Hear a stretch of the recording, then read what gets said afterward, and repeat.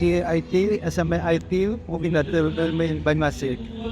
Karena capaian Sumatera Selatan tidak lepas dari peran serta kontribusi yayasan yang dipimpin oleh Pak Alexander Skudentris.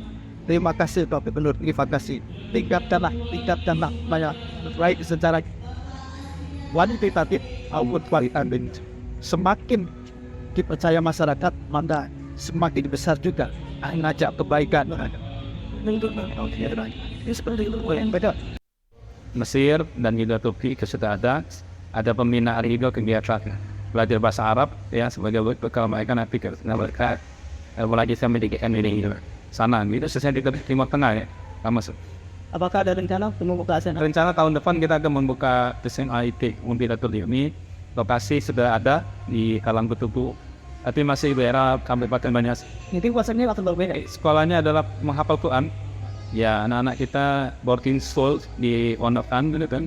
Biar lebih intensif untuk menghafal Quran. Bapak sudah ada target? 2024, insya Allah. Mungkin pada penerimaan ke SMA itu belum? Kami ini. SMA belum untuk saat ini, mungkin tahun depan kita mulai itu.